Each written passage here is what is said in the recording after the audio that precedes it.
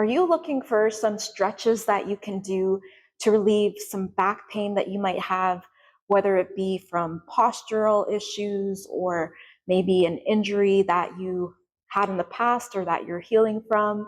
Maybe it's just from having a core that may need to be strengthened, or maybe it's just from being sedentary and not moving a lot. Well, in this video, I'll be so excited to share with you 5 of my go-to stretches for supporting the back, and that can be helpful for back pain. Welcome to Eat and Live Free. My name is Alisia Young, and I am a nutrition and movement educator. On this channel, you'll find videos that are about mindful movement, so that includes stretches and yoga, along with other types of exercise. You'll also find nutrition information and support in relation to processed food dependency, also known as junk food dependency, and emotional eating. If you're interested in these topics, make sure to subscribe for more. So the 5 stretches that we'll be going through are stretches that I really enjoy using in classes. You'll find a lot of them in typical yoga classes, but other types of classes as well. So for each of the stretches, I'll tell you the name of the stretch along with some of the benefits, and then I'll demonstrate each stretch to you as well. So grab your mat if you have it handy. Join me on the mat as we go through them. Some optional equipment includes a bolster along with a block. Quick disclaimer to always check in with your healthcare practitioners or anybody managing your care if you're doing any new movements and if there's anything that they need to be aware of before you try them out.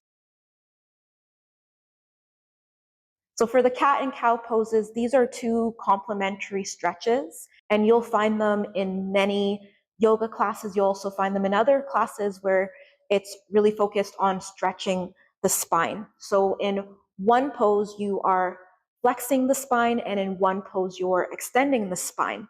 And so the way that we do this is we start in a tabletop position. So we have our wrists directly beneath our shoulders and knees directly beneath our hips. So we're going to start in cat. And in cat, we're going to imagine pulling our spine directly towards the ceiling. And so you're rounding your back as though you're a cat when they do those awesome poses. And usually I like to inhale in the cat position. And then for cow, we're coming into the opposite direction. So we are arching our spine. And so you can see that the shape of my spine has gone from an arch of like a rainbow to the letter, similar to the letter U. And so what happens with that is you're arching your lower back and you're tilting it so that you feel a nice stretch in your lower back, but you never want to feel pain in this stretch. And so we alternate. Inhale for cat. Exhale for cow. And so this is a great stretch. I encourage my students to go at their own pace, because with mindful movement, you really want to be focusing on being mindful about your breath, but you generally take it at a slower pace.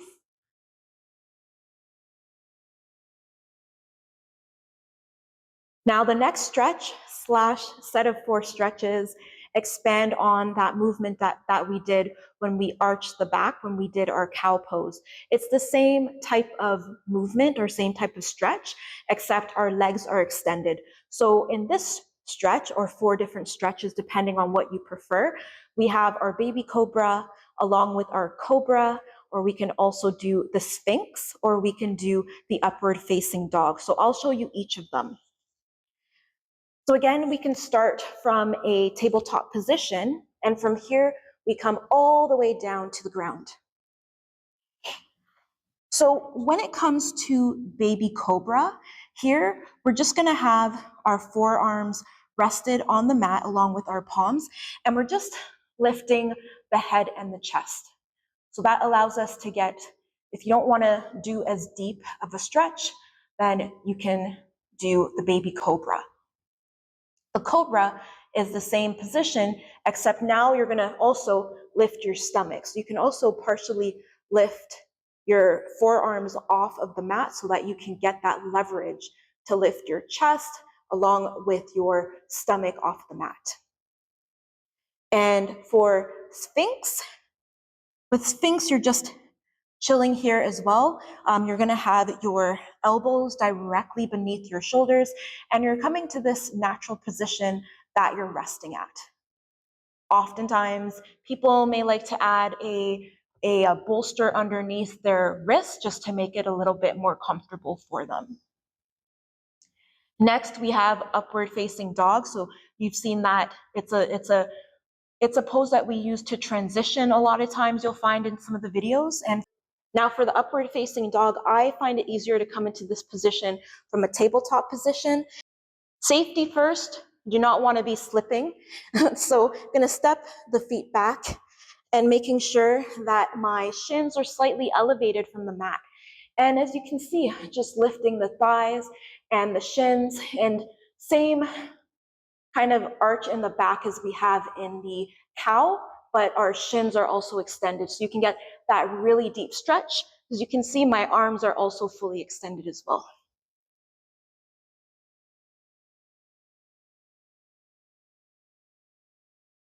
Now, our next position is child's pose, and that's a natural direction to usually go into from the other poses of the upward facing dog, etc., because it's the opposite movement. And so it just feels so good to counterbalance that previous movement that was done. Now for the child's pose, I'm going to show you different options, but it can be comfortable to also use a block or a bolster underneath our head. You can also use a bolster in between your legs as well. Sometimes that makes it more comfortable, especially for students who have taken prenatal yoga. They find that to be even more comfortable to place the bolster in between the legs and to rest on that as well. So for child's pose, coming into our tabletop position, we just have our knees. You can have them either closer together or you can have them a little bit further apart. And so we take our hips back towards our heels. And a few things that you can do with your arms. You can keep your arms stretched out in front of you. That's my preferred way. But usually the child's pose, the typical way to do it is to bring your arms down by your sides as you rest your head on the mat, and also rest it on a block because that can be more comfortable, or on the bolster instead. Demonstrating with the arms in front.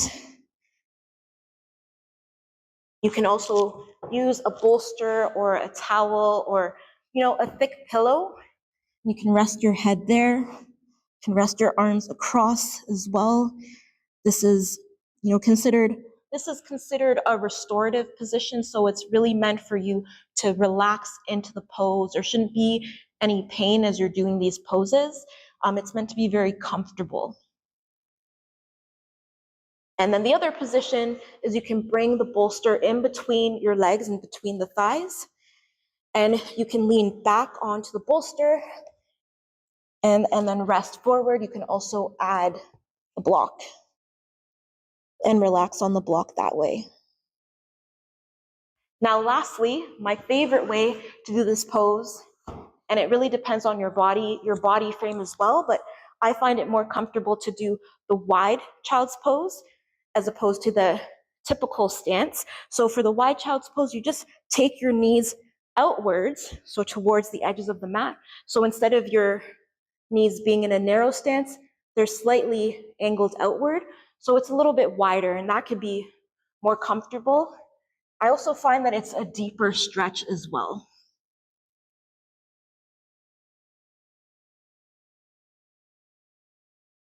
The next pose is supported bridge pose. And for this pose, we're coming onto our back and we are using a prop to support us. So we're pressing or relaxing our weight into the prop, whether that be a block or whether that be a bolster.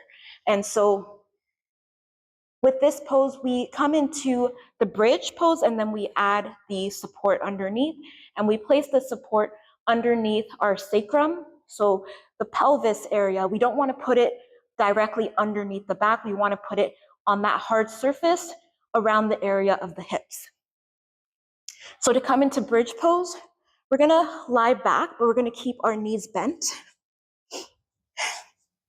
And we're gonna lift our hips up towards the ceiling as we place a prop directly beneath that bony part of our hips. So starting with the block, I'm gonna lift my hips up and I'm just sliding it under the bony part, so the sacrum, the pelvis. And you can maintain this position, have your arms out to wherever level you'd like to keep them at, and also to allow yourself to feel more supported by the prop. You can also extend, you can experiment with extending your legs out as well.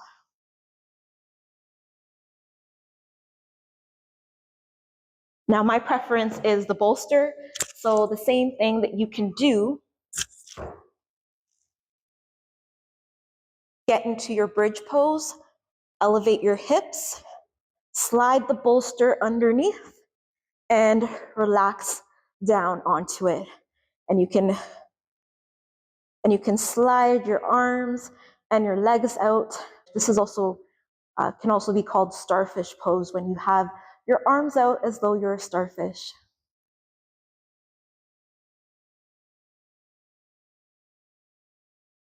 Now, our last but not least pose is our supine spinal twist. Supine just means that we're facing upwards. And whereas the other poses were kind of in one plane, this pose is, I consider it to be a little bit more dynamic because now we're twisting as opposed to staying in the same plane. So with this, again, we lie on our back. So we're gonna lie on our back, we're gonna bend our knees, and we're gonna start by taking our knees over to the right side. So you wanna practice control here. So the side that you're bringing your knees towards, that is the arm that you're gonna use to guide your knees. So I'm gonna take my right arm, I'm gonna rest it on the outside of my left leg. And as I look straight towards the ceiling, I'm gonna lift my knees towards me, and taking my time, I'm gonna gradually bring my knees over to the right side. Now, depending on how much twist you'd like and how your back feels, you may want to add a block underneath your knees. So instead of your knees coming all the way to the ground, they come up and the twist stops here or a little bit earlier. But you want to make sure that there's no pain in your back and that you are controlling the movement. Now, if you want to intensify the stretch, deepen the stretch even more, you can look away from your knees towards the other arm. So my knees are twisted towards the right, so I'm gonna look towards the left, and I'm just reaching that left arm out. So taking it to the other side, I'm gonna bring my knees back to center, I'm gonna recenter myself,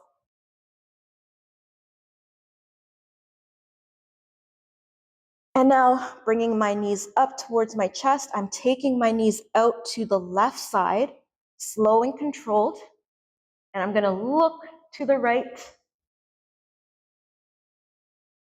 And you can look up, you can play around with looking up, seeing how that feels in your back. Now, the great thing about that stretch is that also you feel the stretch along the sides of your back as well, as opposed to just the middle section of your lower back.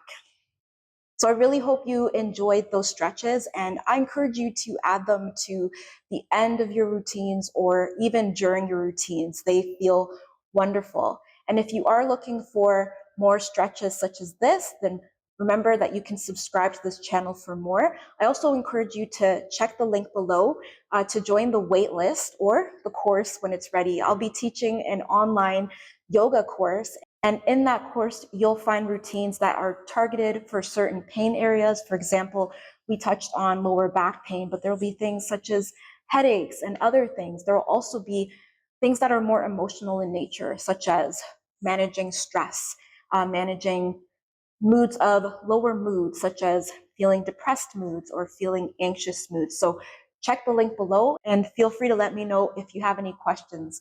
Otherwise, I look forward to seeing you soon. Thank you so much for watching this video, and take care and enjoy those stretches.